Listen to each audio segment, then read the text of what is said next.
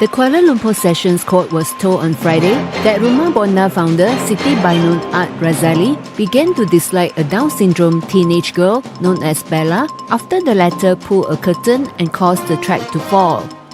This was revealed by Yasmin Nahar Mahmud, a resident of Rumah Bonda, when cross-examined by defense lawyer Asya Abdul Jalil at the trial of Siti Bainun, who is accused of neglecting and abusing Bella. The 18-year-old, who is the prosecution's fifth witness, said following the incident, Siti Bainun started to scold and hit Bella. She added that she did not know the motive behind the alleged abuse. Yasmin also said that the mental abuse allegedly started in February 2021, followed by the physical abuse in March 2021. The court also heard that the witness was ordered by Siti Bainun to tie up Bella and strip her naked before the accused poured hot water on the victim. The trial before Judge Israel Lizam Sanusi continues.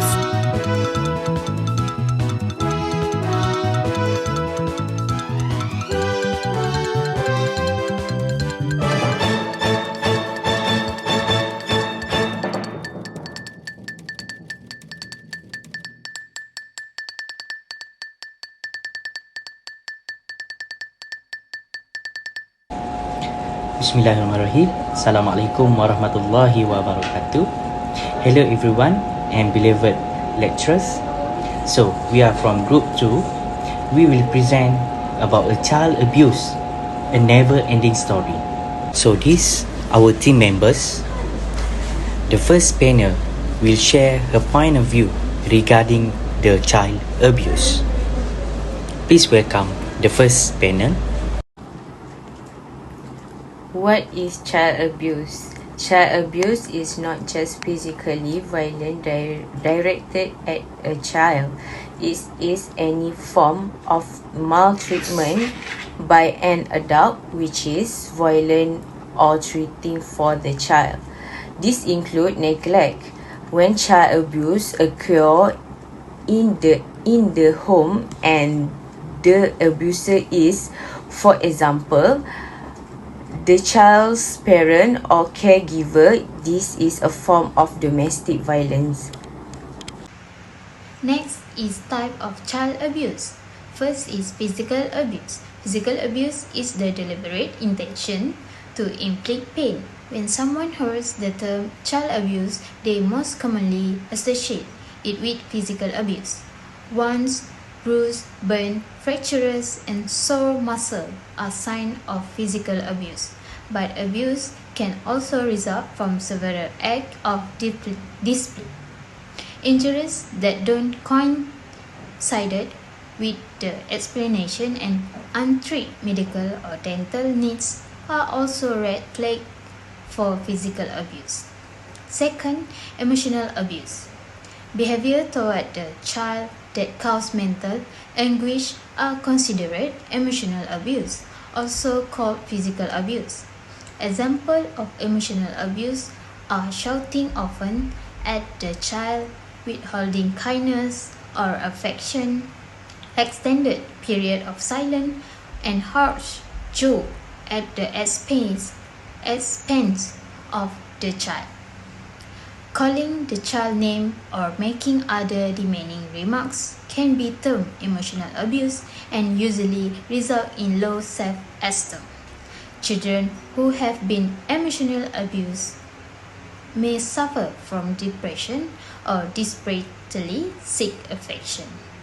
Other symptoms include social withdrawal and delayed or inappropriate emotional development. The last one, sexual abuse. Touching a child in a sexual manner or having sexual relation with the child is sexual abuse and includes any behavior toward the child for sexual stimuli. This type of abuse is characterized by fondling, forced sexual acts, and indecent physical exposure. Whether the abuse occurs as an isolated incident or as repetitive conduct that continue for years. Both types are considered sexual abuse of a child. Often, the perpetrator are the children, relative, or people close to the family, individual who no one imagine would commit such deed. Assalamualaikum warahmatullahi wabarakatuh. My name is Nur Ashafakia binti Azlan. Today I would like to present the causes of child abuse. Child abuse can result from a variety of factors. There is no one clear explanation for the causes because they are frequently complex. A safe home is something that the majority of parents want for their children. Difficulties of raising a child become overpowering and can lead to abuse due to stress, exhaustion, poor parenting abilities, and a lack of family support. Firstly, causes of child abuse can include isolation and lack of support.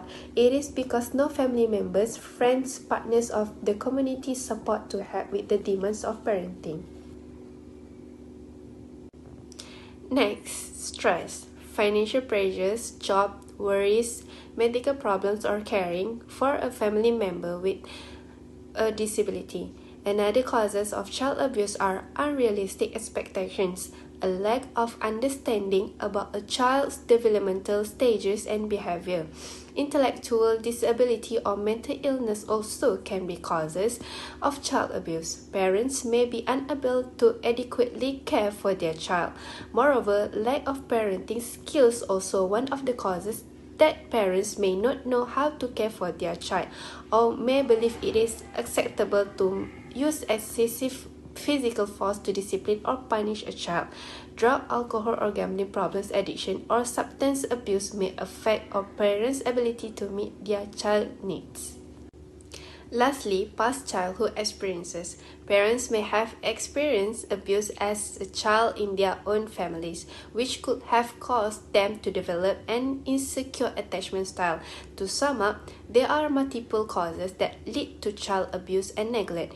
In addition, it appears that there are dangerous effects that result from child abuse.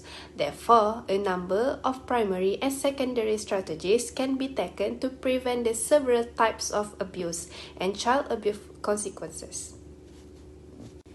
The primary strategies include parents training on parenting skills and dealing with disabled children, children education and self-defense, and the report of any type of abuse. The secondary effort should concentrate on investigation of child abuse reports by child protection agencies, clinical treatment of physical and physiological injuries, family counseling, self-help service, the provision of goods and services such as relief care, legal action against the abuser, and removal of the child or the offender from the home. So 10 things you can do to prevent child abuse. Number 1 is volunteer your time. Get involved with other parents in your community.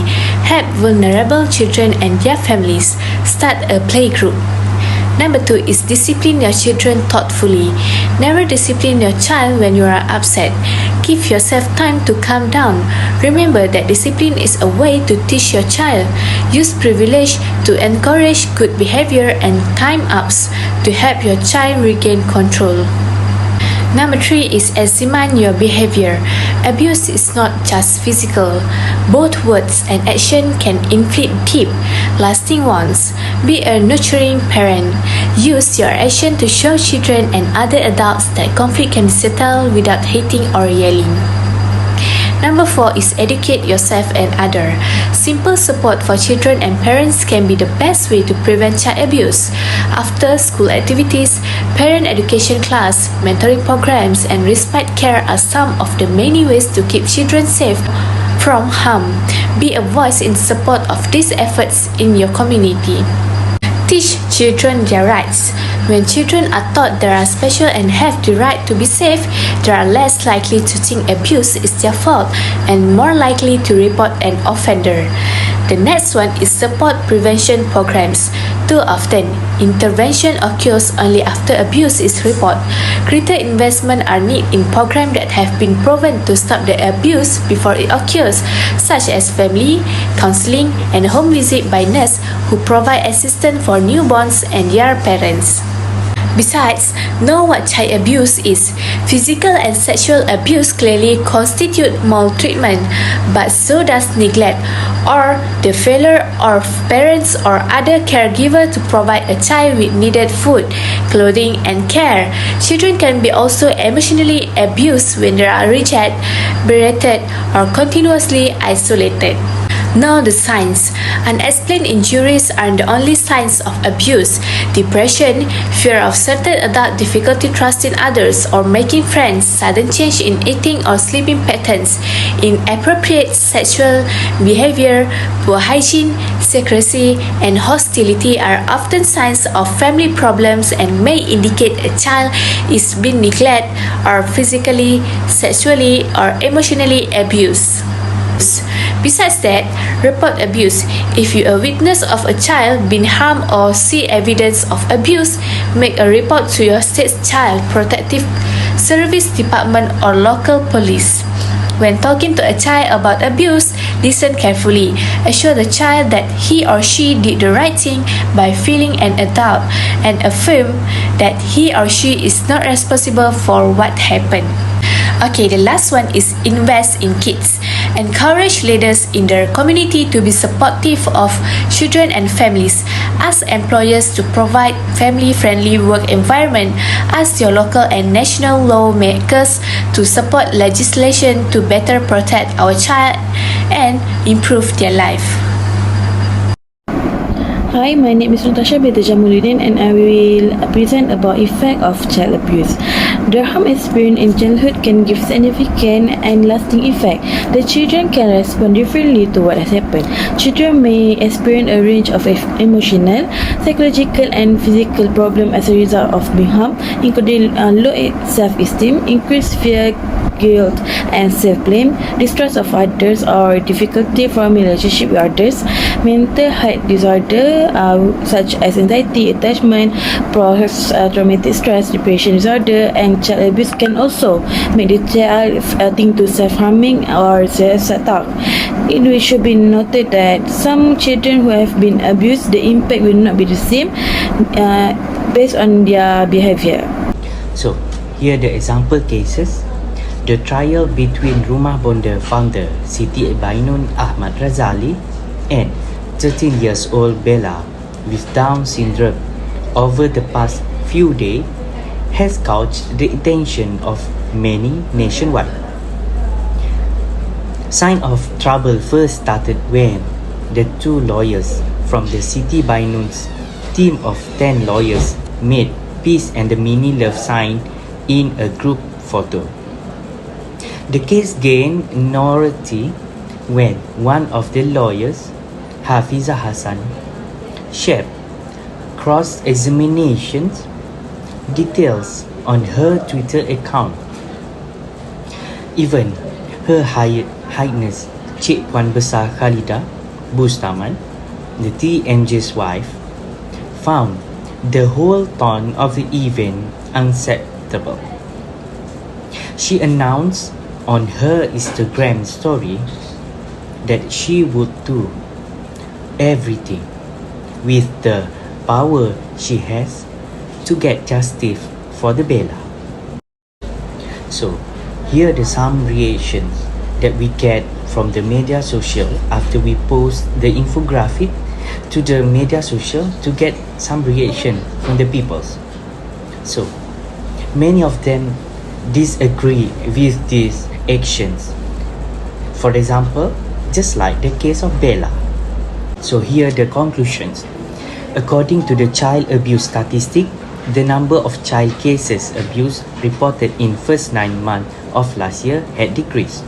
From January to the September, 3,872 cases of child abuse were registered compared with 6,061 cases for the same duration in 2019 and 5,758 in 2018. Child abuse is preventable. A degree of awareness on the part of parents and caregivers is needed. However, to overcome the difficulty, the emotions or the value that contribute to this behavior, adults, participation is needed. It is worth the effort though. It can help the family overcome and become the stronger by overcoming violence and negligence. It may also help the children reduce risk of complications in the future. The best way to avoid the child abuse could be to provide the basic help for children and parents. Any of the ways to keep children safe from the harm and after school? Every parent must attend the parental education course, mentoring service, and respite care. My questions: are we strong enough to do something about the child abuse in our own community? Please find out.